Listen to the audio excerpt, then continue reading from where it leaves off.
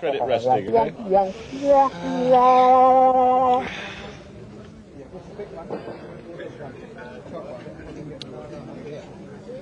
Yes, it's another edition of Graham Chapman Rests, a series of 400 half-hour programs which look at the life of a man who rests a lot. Playing Graham Chapman is Graham Chapman. Last week he rested. This week he starts off resting yet again. Do you think I'm overdoing it? Or? I think I saw your lip move. Oh. I think it's the zany gears a bit over the top. I think you just ought to wear something normal, Graham, like you usually wear. A carrot costume or a goose, something like that. Oh, that's very good.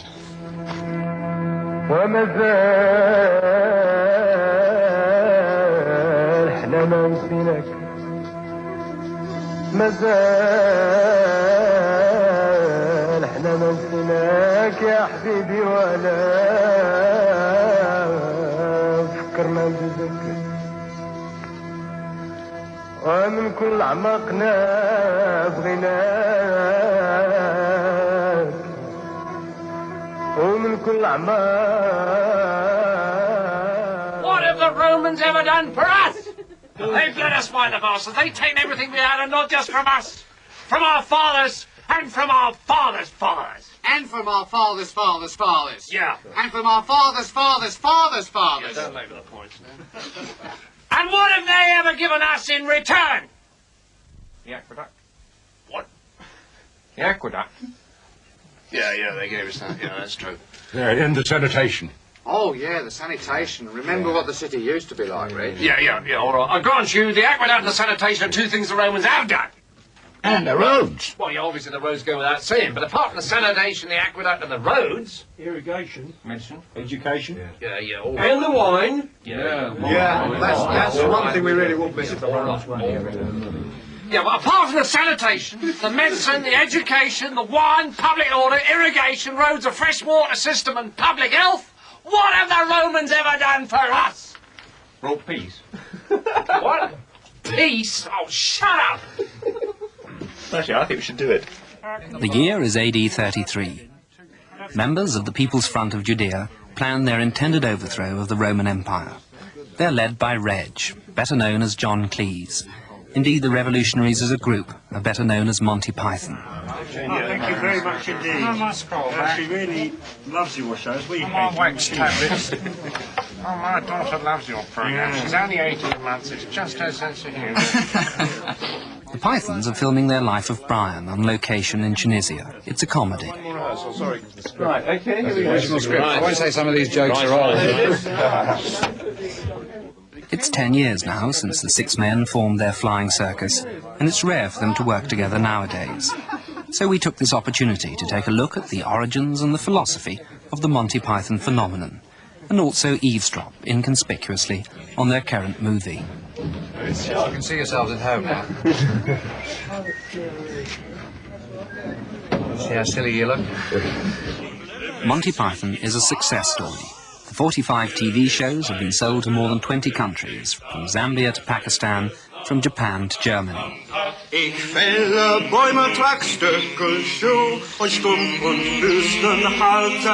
It's also constantly being rerun across America. The group has sold more than 1 million records and more than 1.25 million books.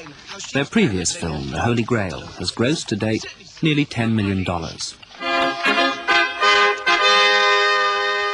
Camelot! Camelot! Camelot! It's only a model. Shh. Accordingly, the Pythons are probably better known internationally than any other British group, and also richer. Hello.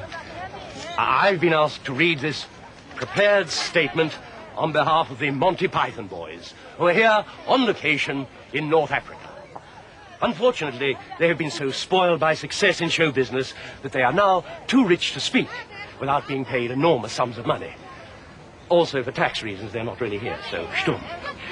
However, they would very much have liked to talk to you, had you been able to afford them, especially as they're now making a film in Tunisia, which obviously they'd like to plug, because it's costing nearly $4.5 million, which is the sort of money these boys need now before they'll speak. Despite their success and wealth as a troupe, the Pythons have split up and gone their separate ways. So this is something of a reunion. And as a special favour, in memory of this, they have consented to wave at the camera.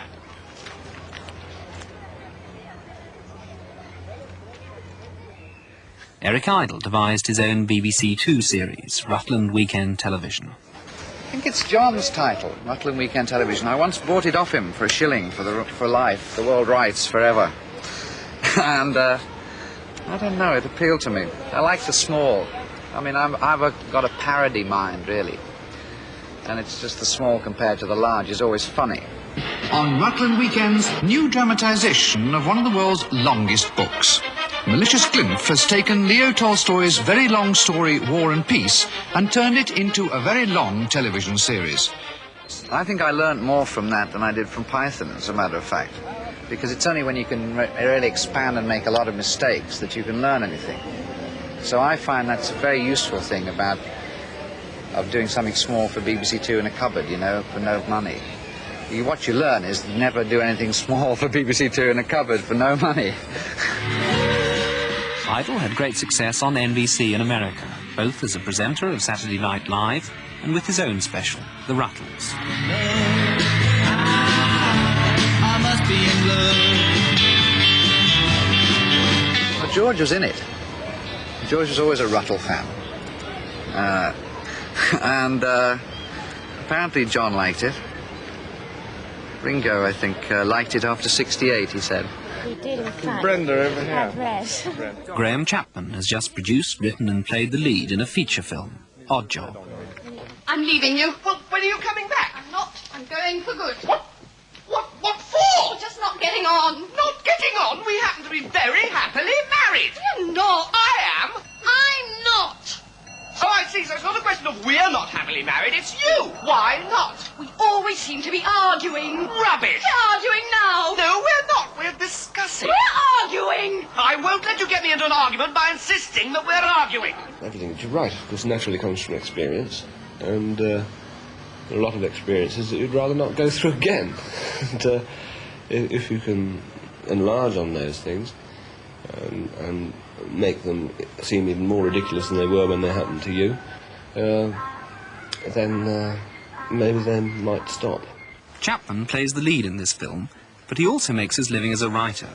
He scripted many of the Doctor series for ITV, not surprisingly, as that's what he used to be. In fact, his parents would have preferred him to remain a student at St Bartholomew's Hospital, rather than going to New Zealand with the Cambridge Footlights Review. But fortunately at the time I was secretary of the Students' Union, and the Queen Mother was opening a new biochemistry block at St Bartholomew's, and so as secretary of the Students' Union I got to have tea with the Queen Mother. She has beautiful skin. She does. Very nice. And very pleasant lady. When I mentioned the fact that I'd been offered this part in a tour of New Zealand, she said, "Oh, you must go. Such a beautiful place and interesting." So I used that on my parents as though it was a royal command, and it worked. Terry Jones is the director of the current film. Can we oil Mike a bit? That's it funny that you oiled Mike. So healthy. I'm never conscious of actually doing anything positive. It's only sort of trying to get the camera rolling at the right time, I suppose. Okay. Everybody's relying on sort of, they're doing things, performing things, and then saying, was that all right, really? And it's a question of sort of everybody saying, well, yes, we think that was all right, or perhaps you could do this a little bit differently. Start again. Jones is something of an intellectual. He's just finished a book about the night and the Canterbury Tales. It's a rather sort of intimate study of 30 lines of the Canterbury Tales. It's really basically, it's explaining some 600-year-old jokes. It's just sort of trying to find out what was making them laugh 600 years ago and why these lines were funny and why Chaucer wrote them. Although he's directing this picture on his own, he directed Monty Python and the Holy Grail with Terry Gilliam.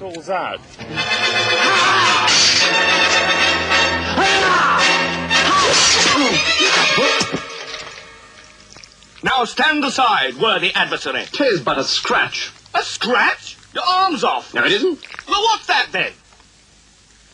I've heard worse.